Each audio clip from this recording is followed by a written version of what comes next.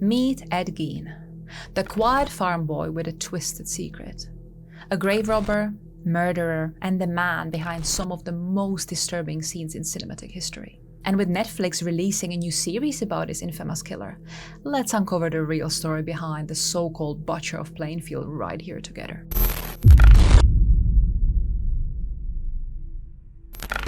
Ed Gein was born on August 27, 1906, and it seemed like he really didn't stand a chance right from the beginning. His mother Augusta was incredibly religious, with the Bible in one hand and judgment in the other. Wherever she went, she preached that women were the root of all evil, except for her, of course.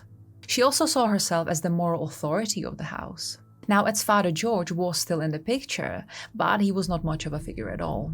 He was a ghost of a man, a mean drunk who couldn't keep a job or stand up to Augusta. So Ed never really had anyone proper to look up to. And this is really not to say that any of his later crimes are to be excused, not at all. But it does give you a really good glimpse into how important a child's upbringing is. This has been preached by countless of psychiatrists, and you really cannot argue with the fact that children are extremely responsive to their environment, and they pick up on everything. They are basically sponges and absorb everything coming their way. And if they don't have any role models, well, this is where things start to go wrong. Ed's family lived out on a remote farm, so they were completely cut off from the world. Augusta homeschooled Ed and his brother Henry using nothing but hellfire and brimstone Bible verses. They were taught that women were immoral and loose, and were discouraged from having any personal interactions with them, hoping they would not be cast into hell. Augusta also took it onto herself to provide for the family, and when Ed was born, she started a grocery business, which led them gaining quite a bit of money. This enabled the family to buy the large property in a very rural area, which really suited Augusta, who wanted to be as far away from all the sinners around her as possible. Living so secluded from everyone, the boys had no friends. There was no socializing, and most importantly, there was no love. The home was filled with just fear. Augusta ruled the house with an iron will, because she was convinced that she was actually saving her boys from sin. She even verbally abused the boys and scolded them whenever they wanted to make friends. And in an environment like that, as you can imagine, Ed grew up socially stunned. He was awkward, quiet, but even with all of this hardship at home, he was deeply devoted to his mother. He saw her as this epitome of goodness and tried following her rigid rules as best as he could. The only bit of socialization, apart from school, which the boys had to eventually start attending, was when the boys were out and about, earning a bit of cash. Ed sometimes babysat the neighbors' small kids, and surprisingly, Ed really liked that. He finally felt like he could relate to someone. And Henry would usually work as a handyman, as he was really good at fixing things. And so, despite their quirks, both boys were actually really liked among their neighbors, and both were seen as trustworthy and reliable, hence they were often invited into people's homes. But then, a series of misfortunes happened. Their father George died in 1940, and sadly his brother Henry followed in 1944, so in the end, it was just Ed and Augusta left. Now, the death of Henry was shrouded under this suspicious, mysterious veil, because the circumstances of his death were just plain strange. The fact was that Henry was not as devoted to their mother as Ed was, and he even openly criticized her. And Ed hated this. Even though Ed would usually look up to Henry because he was such a hard worker and strong character, Henry's opinions about their mother started to really divide the brothers. But then on May 16, 1944, a brush fire broke out very close to the family farm. So the boys went out to extinguish it, and that's when they went separate ways to tackle the fire from two different directions. And this is where Ed supposedly lost sight of Henry, and after the fire was put out and Henry was still nowhere to be seen, Ed became really worried and went to the police to report his brother missing. The officers organized a search party, but when they reached the farm and Ed directly led them to the missing boy, he was lying on the ground, dead. But this was not the whole story. The scene looked off. Henry's body was lying on a piece of land that was not burned by the fire, and his head was covered with bruises. Even the coroner would later confirm that the boy had died of asphyxiation. But the police quickly dismissed any foul play, as they just simply did not believe that Ed could have killed his own brother. Now, I wonder if they ever looked back, after all his crimes were unveiled, and thought that maybe we could have prevented all of that from happening if we locked him up at that time. Now, just a year later, in 1945, Augusta had a series of strokes. Ed cared for her night and day, but she would eventually pass away the same year. And that is when something broke inside of Ed. He decided to make a radical decision and boarded up her room. He went on to preserve the upstairs floor and downstairs living room and parlor like a museum, and just shut the rest of the world out. Those rooms were kept as a shrine to his late mother, and they would stay completely untouched for years to come. Ed himself resided in the lower part of the house, mainly using just the kitchen and a small bedroom just adjacent to it. To Ed, the only person he had ever really loved or connected with was now gone. He was completely alone, and that's when the real horror began. By the 1950s, Ed had become the town's oddball. He still continued to do the odd handyman work and help the neighbors and babysat their children, as at the time people thought that he was just being eccentric and being a little off, considering he was just after losing his entire family. No one had any clue what he was really hiding. Back at the house in his tiny room, Ed started reading pulp magazines and anatomy books. He filled his house with books about Nazis, shipwrecks, and South Sea headhunters. But Ed quickly became interested in much darker tales. And so he began learning about the process of shrinking heads and exhuming bodies. And it was from the local newspapers where he started to pay attention to one column in particular, the obituaries. Feeling lonely and never really experiencing the company of a woman, he started visiting the cemetery and digging up the corpses of recently deceased women. He would later confess that he had never resulted in necrophilia, as apparently the bodies smelled too bad for that. But when you really think about that, that is not a denial of intent, it's just a logistical reason. Ed would go on to describe the other things he did do to them, but I'm going to get to that in just a few moments. On November 16, 1957, a 50-year-old Bernice Warden, who was a well-known and well-loved woman who ran the local hardware store, vanished. Her son Frank, who was a deputy sheriff, recalled that Ed had been in the shop the day before and mentioned coming back for an antifreeze. So the police checked the receipt book, and sure enough, Ed was the last customer. Armed with this evidence, they decided to pay a routine visit to his farmhouse. Ed had actually been seen loitering about the shop 2 days prior, and so they thought that he could have had something to do with the woman going missing. The search was led by the local sheriff, Arthur Schley. But when they arrived at Ed's, they were definitely not prepared for what they were about to walk into. Inside, it was like this twisted, real-life horror show. Junk and rotting garbage covered the floor, tables and counters, making it almost impossible to walk through the house. The smell of filth and decomposition was overwhelming, and it was really difficult to imagine that someone was actually living inside of it all. But all of this horrible waste was not the worst of what was actually hiding inside of the house. There was a soup bowl that was actually made of a human skull, with the top part being cut off. Cutlery was made of human bones. There were chairs and a waste bin upholstered with human skin. There was a lampshade standing in a corner of the room, and it was obviously made of a human face. And then the officers found a belt made entirely of nipples. When they entered the kitchen, they immediately grimaced, as sitting on the top of the counter was a bowl full of organs, with blood stain everywhere they looked. Turning away and walking into Ed's small bedroom, the investigators found a box full of vulvas, 4 human noses, and a necklace made of dozens of human lips, all strung together. Then, posing as the largest trophy yet, was a full suit made out of entirely human skin. But it was actually the shed that hid the most gruesome sighting. When Sheriff Schley entered a small wooden construction, he felt something brush off his shoulder. Hanging from the beams was a large carcass. It was decapitated and hanging upside down, and it had been slit open and gutted like a deer. But Sheriff Schley slowly realized that he was not looking at the corpse of a deer. Instead, he found out that the carcass belonged to the missing woman, Bernice Warden. Her heart was later found lying in the bag beside the stove. Now, naturally, the word got out pretty much immediately, and the entire town recoiled in disbelief.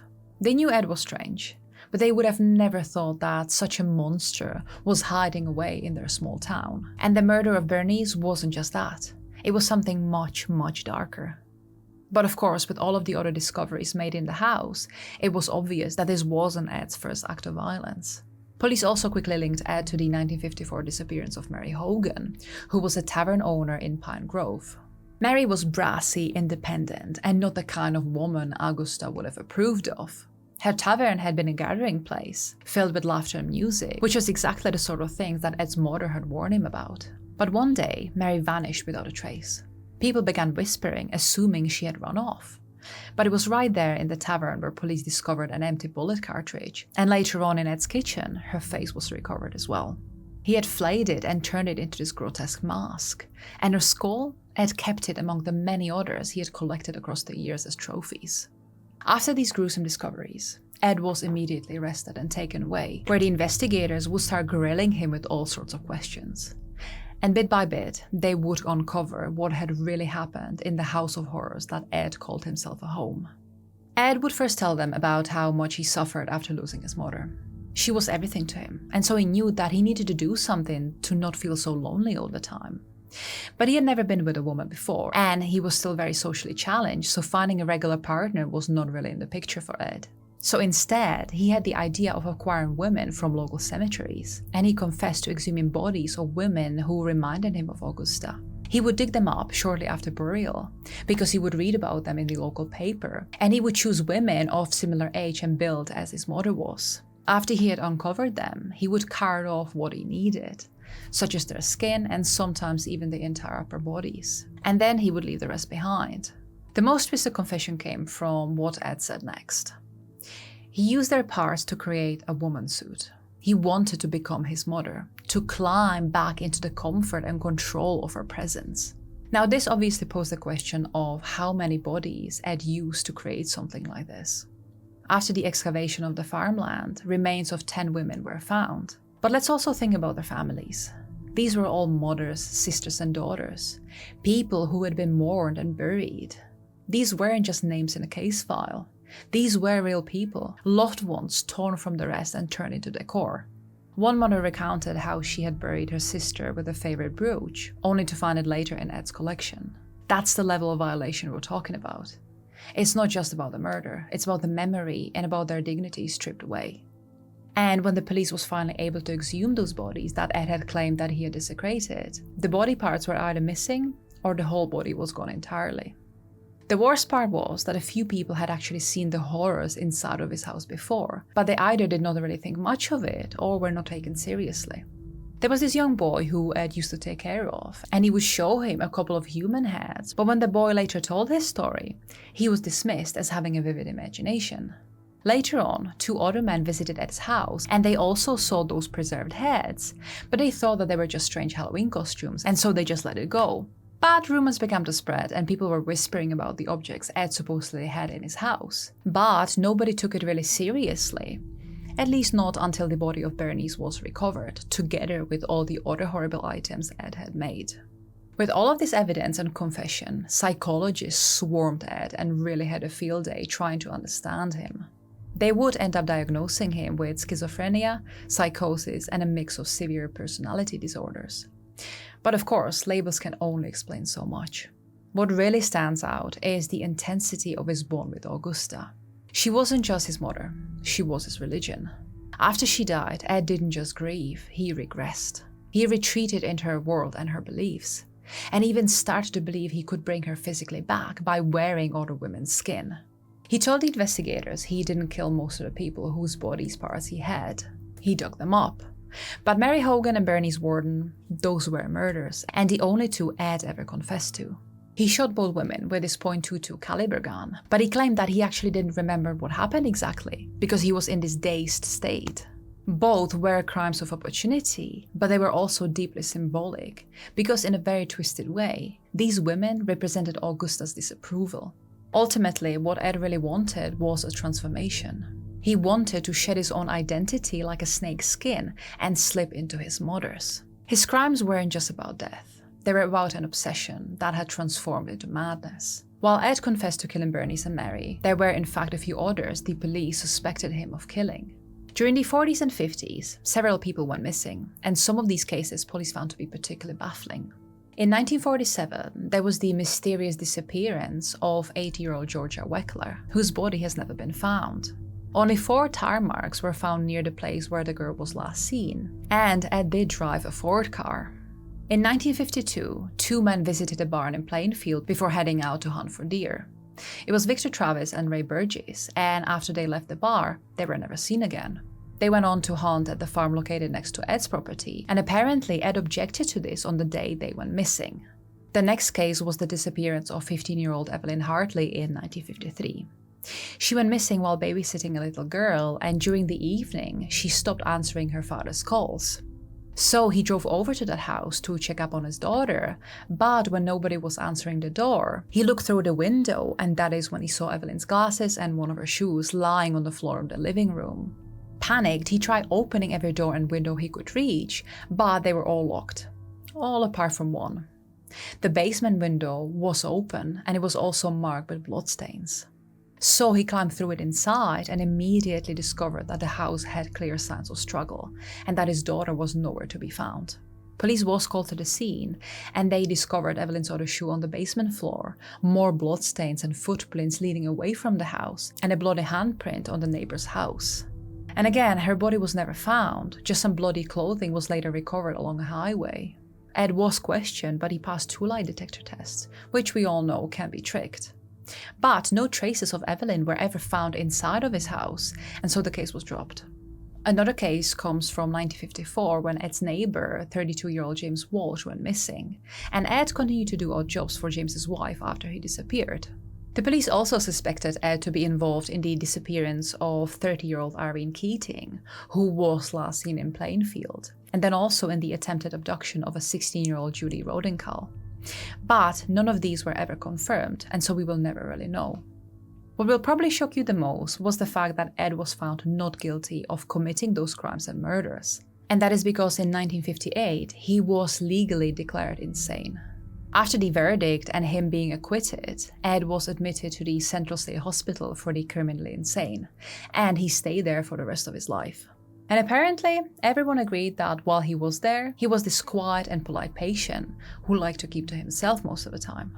His doctors described him as very happy, probably the happiest he ever was in his life. He put on some weight after eating 3 meals a day, he kept up with his reading and enjoyed handicraft work such as stone polishing and rug making. He was one of the few patients that never needed any form of tranquilizer drugs to keep his crazy under control. He was just happy to be there, doing his own thing. The only odd thing spotted about him was whenever a female staff of a nurse was near him. He would stop in his tracks and immediately fixate on them, stare them down. But apart from that, he was a model patient. In the end, Ed died in 1984 at the age of 77 from a respiratory failure linked to his lung cancer. He died in a hospital bed instead of a prison cell. He was buried next to his mother in a cemetery in Plainfield, not too far away from the graves of those who he had robbed. But of course, his gravesite immediately became this tourist attraction. His gravestone was getting chipped off by people wanting to take away a souvenir, and the whole gravestone was actually stolen in the year 2000. It was found a year later, and since then it's been placed in storage, with Ed's gravesite being left unmarked. And his farmhouse? It was to be auctioned off in 1958, even though people were warned that it might become a tourist attraction. But on the day of the auction, it mysteriously burned down. Nobody was ever arrested, but it's not hard to imagine a local taking a match to the place, wanting to erase the stain on the town. And I don't really blame them for that. Ed's 1949 Ford sedan, in which he hauled his bodies, was auctioned off to a carnival operator, Bunny Gibbons. The man charged people 25 cents to go see it, and this ghoul car, as he called it, attracted over 2,000 visitors in its first 2 days. But the exhibit was immediately criticized by Mental Health America, who fought to close it. This didn't happen, but people did lose interest in seeing the car over time. But that's not the end of the story. The media can't let go of him. Books, movies, and endless documentaries are continuing to be made, and it seems that everyone wants to get inside of his head. He has become this morbid legend, a case study in what can happen when the worst parts of the human psyche are left unchecked. But here's the thing, you can't erase something like Ed Gein. He left a scar on American culture, and not just because of the gore. Telling the story, I don't really want to glorify the horror. I want to remember the victims, the women who were murdered, and the ones whose graves were violated, and the families who had to live with the trauma afterwards. I think it would be fair to say that Ed Gein was not born a monster. He was made into one. Shaped by emotional abuse, social isolation, and mental illness that no one caught or cared to treat. He was a quiet man with a terrible secret, living in plain sight. And that is exactly what makes his story so chilling. He wasn't the guy lurking in the shadows. He was the guy next door, fixing your fence, watching your kids, waving politely from his porch. So yes, Ed Gein's story is horrifying, but it's also tragic. And not just because of what he did, but because of everything that allowed it to happen. And maybe that's what scares us the most. As always, thank you for watching, and don't forget to let me know what you think of Ed's story. Until next time.